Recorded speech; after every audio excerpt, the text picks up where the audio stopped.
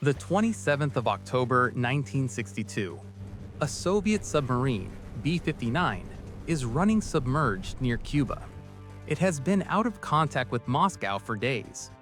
American destroyers above are dropping practice depth charges, not to destroy it, but to force it to surface.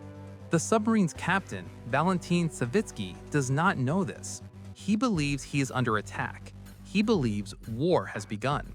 He has a nuclear torpedo. He has the authority to fire it. He did not fire it. This is, by any measure, one of the more consequential decisions in human history. It is also almost entirely unknown, which is, in retrospect, a reasonable summary of how the Cold War worked. This requires some explanation. The Cold War lasted from approximately 1947 to 1991. 44 years during which the United States and the Soviet Union maintained a state of permanent hostility, divided the world into competing spheres of influence, fought each other's proxies across 3 continents, and accumulated enough nuclear weapons to end human civilization several times over. They never fought each other directly. The question of why not is more complicated than it appears. The conflict emerged from the ruins of the Second World War.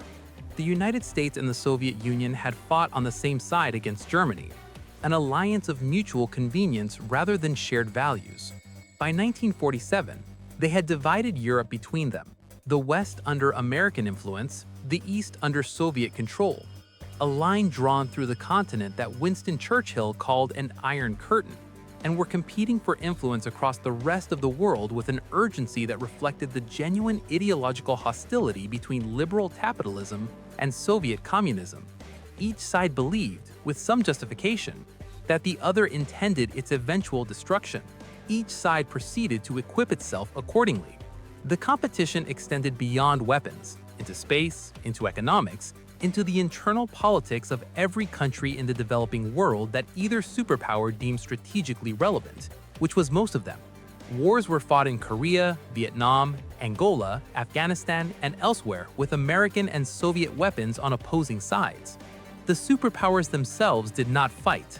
The logic of deterrence held, but only just, and only with considerable assistance from circumstances and individuals that the deterrence framework did not plan for. The obvious answer to the Cold War's restraint is nuclear deterrence. Both sides had weapons capable of destroying the other's major cities within 30 minutes of launch. Attacking first meant being destroyed in retaliation. Retaliating meant being destroyed by the second strike. Strategic logic was circular, and the conclusion was always the same. Any nuclear exchange was unsurvivable, and therefore starting one was irrational. Strategists called this mutual assured destruction. They noted, without apparent irony, that the acronym was MAD. By the early 1960s, the United States and Soviet Union together possessed thousands of nuclear warheads, enough to destroy every major city on Earth multiple times over. The weapons were deployed on submarines prowling the world's oceans, on bombers kept permanently airborne in rotating shifts, on intercontinental ballistic missiles in hardened underground silos designed to survive a first strike and retaliate. The logic of the second strike, the guarantee that an attacker would be destroyed even after absorbing the initial blow, was the cornerstone of the entire system. It required each side to maintain enough weapons in sufficiently dispersed and survivable configurations that no first strike, however comprehensive, could eliminate the ability to respond. This produced an arms race not merely in numbers, but in delivery systems and accuracy, in the technical sophistication of weapons that neither side could ever actually use. The theory was elegant. The reality was considerably messier. Nuclear deterrence assumes rational actors, with accurate information, making deliberate decisions. The Cold War repeatedly produced situations where none of these conditions held. The Cuban Missile Crisis of October 1962 brought the two superpowers closer to nuclear war than at any other point, not because either side wanted a nuclear war, but because a series of miscalculations, missed signals, and communication failures created a situation in which war could have begun without anyone choosing to start it. The Soviet decision to place nuclear missiles in Cuba was intended to redress a strategic imbalance. American missiles were already positioned in Turkey, aimed at Moscow. Khrushchev calculated that Kennedy would accept the missiles in Cuba, as Kennedy had accepted Soviet missiles being pointed at American cities from Soviet territory. He miscalculated. The American response, a naval blockade, was chosen over an airstrike partly because it left time for negotiation.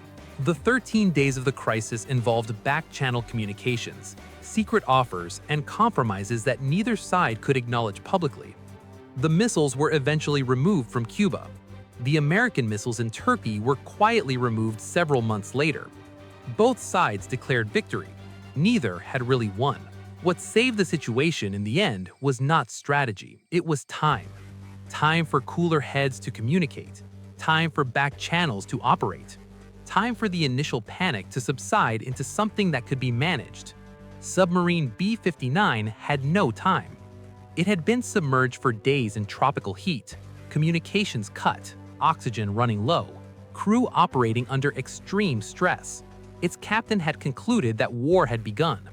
Under Soviet naval protocol, firing the nuclear torpedo required the agreement of 3 officers: the captain, the political officer, and the executive officer. Captain Savitsky wanted to fire. The political officer agreed. The executive officer, Vasili Arkhipov, did not. He argued. He persuaded. He held his position until Savitsky agreed to surface instead. The torpedo was not fired. The submarine surfaced. It was photographed by American aircraft and escorted away. Arkhipov went home, lived a quiet life, and died in 1998. The incident was classified by both sides and not publicly known until 2002. There are no monuments to Vasili Arkhipov. There are several cities that exist because of him. The logic of deterrence, the careful architecture of missiles and doctrine and second strike capability, had nothing to do with it. One man in a hot submarine with a headache and insufficient oxygen decided not to end the world. The theorist had not modeled for this. The near misses continued throughout the Cold War, less dramatically but no less dangerously. In November 1983, NATO conducted a military exercise called Able Archer, a realistic simulation of a nuclear release procedure. Soviet intelligence, already on high alert following the shooting down of a South Korean airliner earlier that year and a period of particularly heated rhetoric from the Reagan administration, interpreted the exercise as possible cover for an actual first strike. Soviet nuclear forces were placed on alert. The situation resolved without incident, largely because cooler assessments eventually prevailed. It was not until later that Western intelligence fully understood how close the exercise had come to triggering a genuine Soviet response. Then there was Stanislav Petrov. In September 1983, a Soviet early warning satellite system reported 5 incoming American missiles. The duty officer was supposed to report the alert immediately up the chain of command. He did not. His reasoning was that an American first strike would involve hundreds of missiles, not 5, and that the system was probably malfunctioning. He was correct. The system was malfunctioning. Sunlight reflecting off clouds had been misread as missile launches. Had he reported it, the Soviet response protocols would have engaged automatically. Petrov had no authority to stand down a retaliatory launch. He only had the authority not to report an alert that he judged to be false. He made that judgment. He was right. He received a reprimand for improper record-keeping during the incident. 44 years of deterrence had produced a system so automated and so prepared for attack that a single correct judgment by a single person was all that stood between a false alarm and a retaliatory launch. The Cold War did not stay cold because of strategy alone. It stayed cold because at the moments when it might have turned hot, the right people happened to make the right decisions. The deterrence theory worked as a framework. It raised the threshold for rational actors considering deliberate war to an essentially impossible height. But it could not protect against accidents, misreadings, malfunctioning satellites, or submarine captains who have been underwater too long and drawn the wrong conclusion.